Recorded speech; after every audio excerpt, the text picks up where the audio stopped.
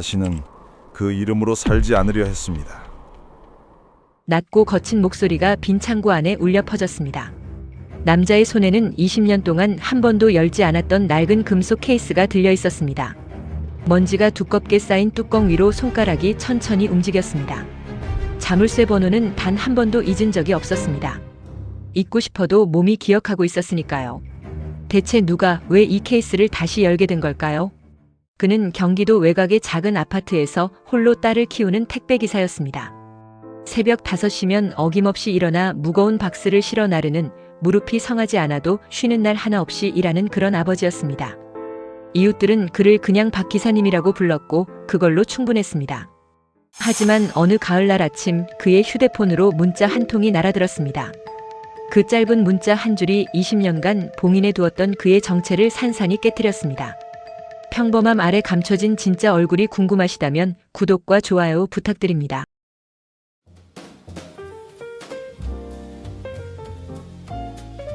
박성준 씨 54세.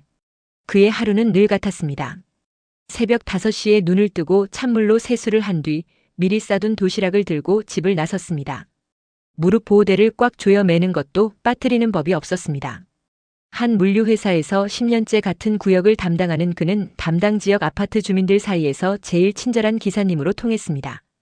박 씨의 삶에서 단 하나의 빛은 딸 지수였습니다. 아내는 지수가 6살 때 세상을 떠났습니다. 짧은 투병 끝이었습니다. 그때부터 박 씨는 오직 딸 하나만 바라보고 살았습니다. 딸이 힘들지 않기를, 딸이 안전하기를, 딸이 웃을 수 있기를. 그 소박한 바람이 그가 새벽마다 일어나는 이유였고 무릎이 쑤셔도 배달을 멈추지 않는 이유였습니다. 지수는 그런 아버지의 마음을 알았는지 늘 기특하게 자라주었습니다. 대학을 졸업하고 중소기업 재무팀에 취직한 뒤 2년 전에는 같은 회사에 다니는 재아 씨와 결혼식을 올렸습니다. 사돈어른 따님이 복도 많습니다.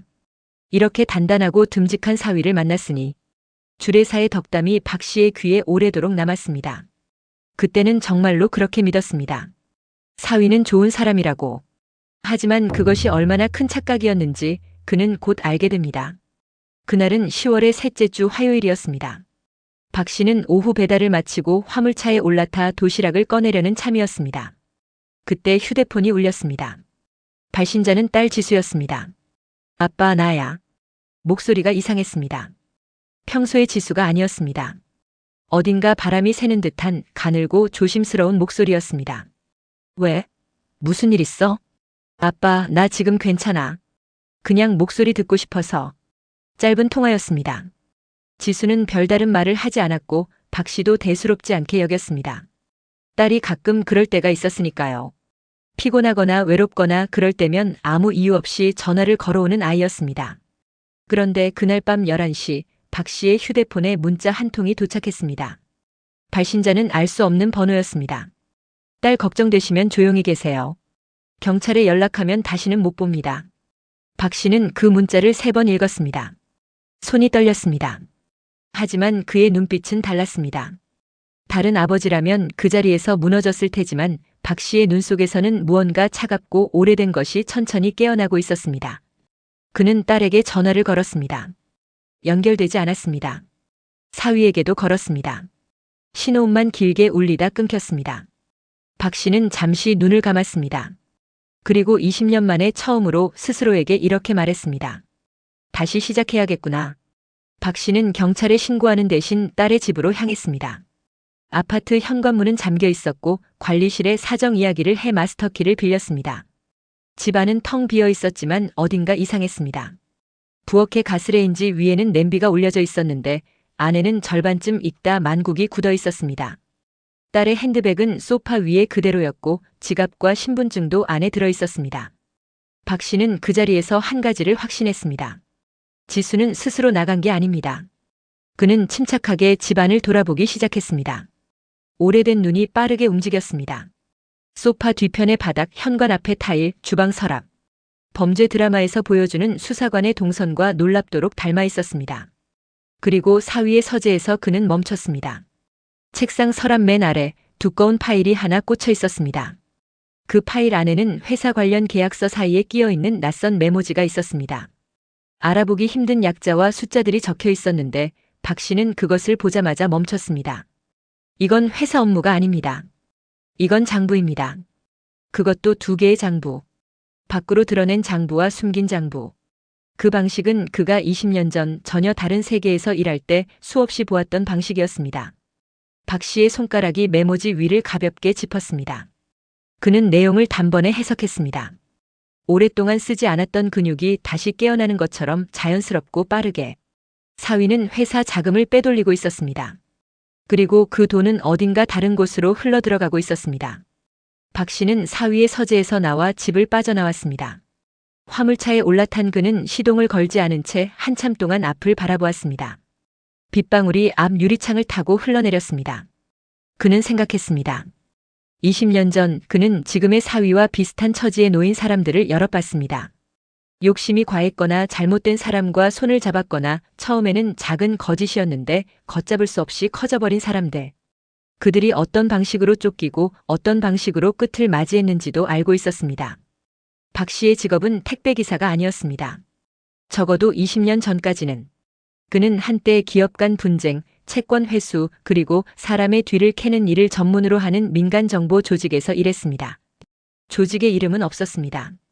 계약서도 없었습니다. 오직 신뢰와 결과로만 돌아가는 세계였습니다. 그는 그 세계에서 추적을 담당했습니다. 무력이 아닌 정보로, 칼이 아닌 데이터로, 상대가 숨기려 했던 것을 찾아내고 그것을 무기 삼아 판도를 뒤집는 일이었습니다. 아내가 세상을 떠나던 해 그는 모든 것을 접었습니다. 딸이 아직 어렸고 딸만큼은 그 세계와 관계없이 살게 해주고 싶었습니다. 그래서 이름을 바꿨습니다. 동네를 옮겼습니다. 화물차를 샀습니다. 그리고 박 기사님이 되었습니다. 그런데 지금 그 세계가 딸을 통해 그를 다시 찾아온 것입니다. 박 씨는 집에 돌아오자마자 다락을 열었습니다. 오래된 이삿짐 박스 사이 맨 구석, 먼지가 두껍게 앉은 군청색 가방이 있었습니다. 그 안에는 낡은 노트북 한 대와 외장하드, 그리고 종이에 손으로 적힌 연락처 목록이 들어있었습니다. 20년 된 연락처였습니다. 반 이상은 이미 쓸모 없어졌을 것이었습니다. 하지만 박 씨는 알았습니다. 이 세계의 사람들은 쉽게 사라지지 않는다는 것을. 노트북을 연결했습니다. 낡은 운영체제가 느리게 깨어났습니다. 그는 30분 만에 과거의 통신망에 접속했습니다. 마치 오래된 자전거 타는 법을 잊지 않는 것처럼 손이 먼저 기억하고 있었습니다. 접속하자마자 그는 발신자 미상의 문자 번호를 추적하기 시작했습니다. 단순히 통신사에 조회하는 방식이 아니었습니다. 그 번호가 사용된 기지국의 위치, 연결된 IP 주소의 패턴, 그와 연결된 다른 번호들. 박 씨는 마치 거미줄을 따라가듯 실마리를 하나씩 짚어나갔습니다. 새벽 2시 그는 드디어 하나의 이름에 닿았습니다. 동진캐피탈. 공식적으로는 대부업체였지만 실제로는 기업 내부 횡령자들을 먹이로 삼는 불법 채권 추심 조직이었습니다.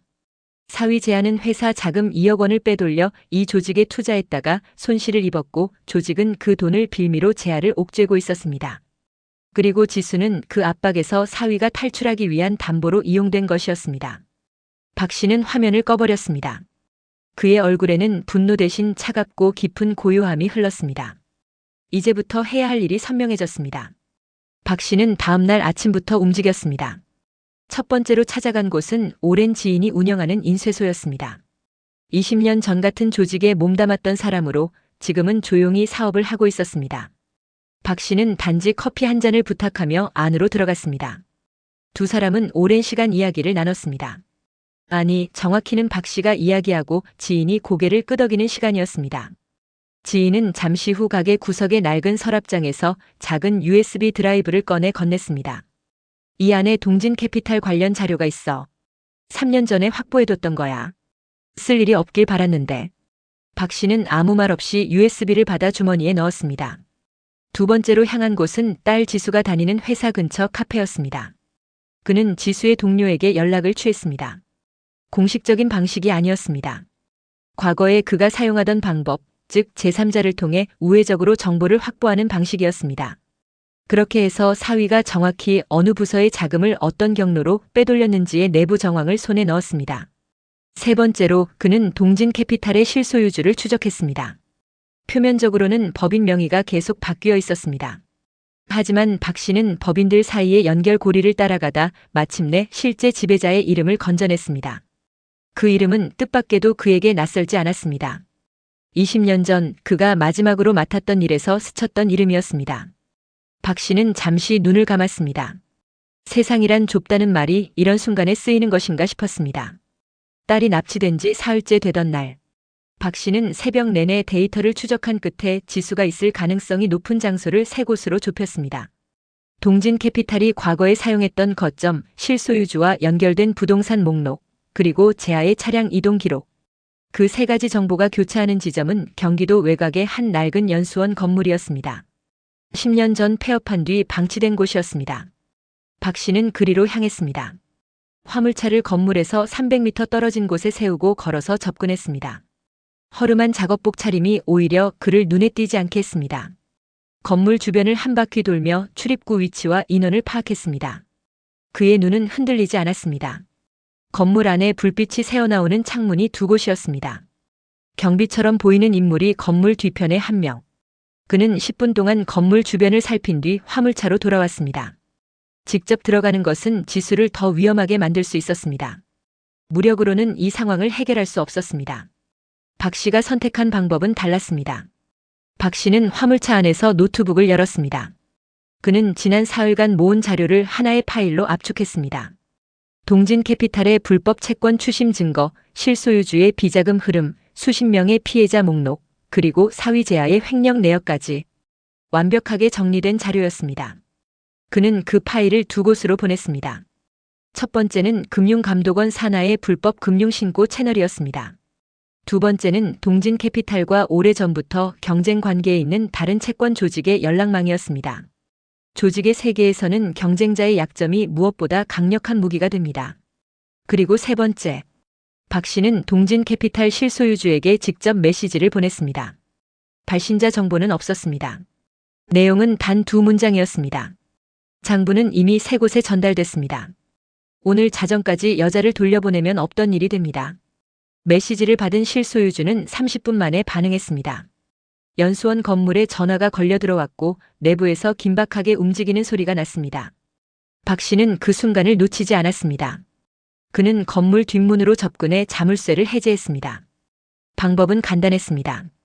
자물쇠 번호는 과거의 데이터베이스에서 이미 조회해둔 것이었습니다. 이 건물이 예전의 조직 소유였을 때 등록된 번호. 문이 열렸습니다. 내부는 낡고 어두웠습니다. 복도를 따라 안쪽으로 들어가자 작은 방문 하나가 보였습니다. 문 아래로 희미한 불빛이 새어나왔습니다. 그는 문을 두드렸습니다. 조심스럽게 하지만 분명하게. 지수야. 아빠다. 잠시 침묵이 흘렀습니다. 그리고 안에서 작은 소리가 들렸습니다. 아빠. 문이 안에서 열렸습니다. 지수는 담요를 두른 채 방 구석에 앉아 있었습니다. 얼굴은 창백했고 눈가가 부어 있었습니다. 하지만 다치지는 않았습니다. 박 씨는 딸을 보자마자 무릎을 꿇었습니다. 키가 큰 그 남자가 작아 보이는 순간이었습니다. 그는 딸의 손을 두 손으로 잡았습니다. 오랫동안 무거운 짐을 나르며 거칠어진 손이었습니다. 아빠, 어떻게 여기를? 나중에 다 말해줄게. 지금은 일단 가자. 그들이 건물 밖으로 나왔을 때 건물 내부에서는 여전히 소란이 계속되고 있었습니다. 조직원들은 갑자기 두절된 외부 통신과 내부에서 전달된 지시 사이에서 혼란에 빠져 있었습니다. 박 씨가 조직원의 유심을 교란하는 방식으로 통신망에 개입했기 때문이었습니다. 그것이 가능한 사람이 세상에 얼마나 될지 지수는 그때 처음으로 아버지가 어떤 사람인지 조금 짐작하기 시작했습니다. 화물차에 올라타 도로로 나섰을 때 박 씨는 한마디도 하지 않았습니다. 딸도 마찬가지였습니다. 한참 후 지수가 먼저 입을 열었습니다. 아빠, 나 알고 있었어. 박 씨는 눈길을 앞에 두고 있었습니다. 뭘? 아빠가 그냥 택배기사가 아니라는 거. 지수의 목소리는 떨리지 않았습니다. 오히려 조용하고 차분했습니다. 내가 재아 씨랑 결혼하기 전에 아빠가 재아 씨를 한 번 만났잖아. 기억해? 박 씨는 고개를 끄덕였습니다. 그날 재아 씨가 집에 와서 나한테 그러더라고. 장인어른이 사람을 평가하는 눈이 보통이 아닌 것 같다고. 뭔가 보안 관련 일을 했던 사람 같다고. 박 씨는 그 말을 듣고 속으로 쓴웃음을 지었습니다. 그때 사위는 경계를 했어야 했는데. 근데 아빠, 내가 재하 씨 서재에서 이상한 걸 봤어. 결혼하고 나서 얼마 안 됐을 때. 오래된 문서들이었는데 거기에 아빠 이름이 있었어. 예전 이름으로. 이번에는 박 씨의 손이 핸들 위에서 미세하게 흔들렸습니다. 재하 씨가 동진 캐피탈이랑 연결된 사람들이랑 어울린다는 걸 알았을 때 나는 직감했어. 그 사람들이 언젠가 아빠를 이용하려고 나한테 접근했을 수도 있다고.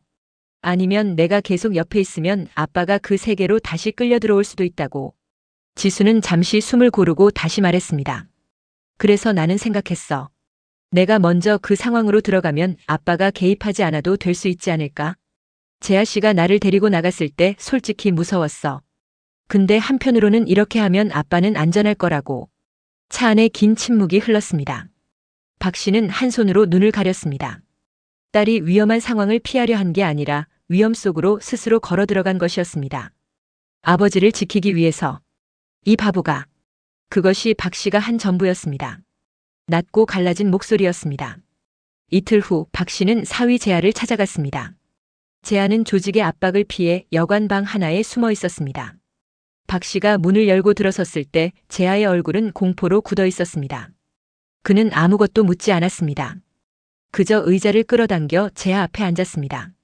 장인어른, 저는 됐어. 단 2글자였습니다. 하지만 그 2글자가 재하의 말문을 완전히 막았습니다. 박 씨는 서류 봉투 하나를 재하의 무릎 위에 내려놓았습니다. 안에 내가 2년 동안 한 일이 다 들어있어. 회사 자금 유용 경위, 동진 캐피탈과의 거래 내역, 그리고 내가 내 딸을 이용한 정황. 재하는 창백해졌습니다. 이걸 어디서 났는지는 중요하지 않아. 박 씨는 재하의 눈을 정면으로 바라봤습니다. 선택지는 2가지야. 첫째, 내가 직접 회사에 사실을 신고하고 자수한다. 그러면 나는 이 자료를 다른 데 쓰지 않아. 둘째, 내가 이 자료를 지금 당장 3곳에 동시에 보낸다. 회사, 검찰, 그리고 동진 캐피탈 경쟁 조직에게. 재하는 아무 말도 하지 못했습니다. 자수하면 법이 너를 다룰 거야. 자수하지 않으면 법보다 훨씬 무서운 것들이 너를 찾아올 거야. 선택해. 박 씨는 자리에서 일어났습니다. 문 앞에서 한 번 멈췄습니다. 뒤를 돌아보지 않고 말했습니다. 내 딸이 울었어. 내 때문에. 그것으로 충분했습니다. 사흘 뒤 사위 재하는 스스로 회사 감사팀에 출석해 자백했습니다. 동진 캐피탈은 내부 제보와 금융당국의 조사가 동시에 시작되면서 급격히 무너졌습니다. 실소유주는 구속됐고 조직의 자금줄은 끊겼습니다. 박 씨는 그 과정 어디에도 이름이 등장하지 않았습니다. 그는 조용히 자신의 흔적을 지웠습니다. 과거의 통신망에서 로그아웃했고 군청색 가방은 다시 다락으로 돌아갔습니다. 이번에는 예전보다 더 깊숙한 곳에. 사건이 마무리되고 한 주가 지난 저녁 박 씨와 지수는 작은 식탁에 마주 앉았습니다. 박 씨가 직접 끓인 된장찌개가 상 위에 올라 있었습니다. 지수는 한참 동안 말없이 찌개만 먹다가 입을 열었습니다. 아빠, 나 아빠한테 물어볼 게 있어. 응. 아빠는 그 일 그리워? 박 씨는 숟가락을 내려놓았습니다. 잠시 생각했습니다. 그리운 건 없어. 근데 왜 그렇게 잘해? 박 씨는 피식 웃었습니다. 몸이 기억하는 거야. 오래 해서. 자전거 타는 거랑 비슷해. 지수는 그 말에 작게 웃었습니다. 아빠. 응. 앞으로는 나한테 다 말해줘. 내가 아빠 과거를 알면 오히려 더 잘 피할 수 있잖아. 숨기면 나도 모르게 그 안으로 들어가게 돼. 박 씨는 대답하지 않았습니다. 하지만 그의 눈가에 주름이 깊어졌습니다. 그게 웃음이라는 것을 지수는 알고 있었습니다. 그의 겨울이 지나고 봄이 왔습니다. 박 씨는 여전히 새벽 5시에 일어났습니다. 무릎 보호대를 조여매고 도시락을 들고 화물차에 올라탔습니다. 달라진 게 있다면 퇴근 시간이 조금 빨라졌다는 것이었습니다. 지수와 저녁을 함께 먹기 위해서였습니다. 지수는 이혼 절차를 마쳤습니다. 그리고 아버지 근처의 작은 아파트로 이사를 왔습니다. 주말마다 아버지 집에 찾아와 함께 장을 보고 같이 밥을 먹었습니다. 어느 날 지수가 물었습니다. 아빠 이름 바꾼 거 알고 있었어. 아빠 진짜 이름이 뭐야? 박 씨는 커피잔을 들고 잠시 생각했습니다. 지금 이름이 진짜야. 지수는 더 묻지 않았습니다. 그것으로 충분했습니다. 그의 과거는 어딘가에 기록되어 있을 것입니다. 하지만 그것은 그 세계의 언어로 쓰여 있고 그 세계 밖에서는 아무도 읽을 수 없습니다. 박 씨는 이제 정말로 경기도 어느 동네에서 제일 성실한 택배 기사였습니다. 그리고 딸에게는 세상에서 가장 따뜻한 아버지였습니다. 총과 칼이 아닌 것으로 세상에서 가장 중요한 것을 지켜낸 남자의 이야기. 그리고 그 아버지를 지키기 위해 스스로 폭풍 속으로 걸어 들어간 딸의 이야기. 진짜 힘이 무엇인지 이 두 사람은 이미 알고 있었습니다. 이 이야기는 이렇게 마무리됩니다. 끝까지 들어주셔서 감사합니다.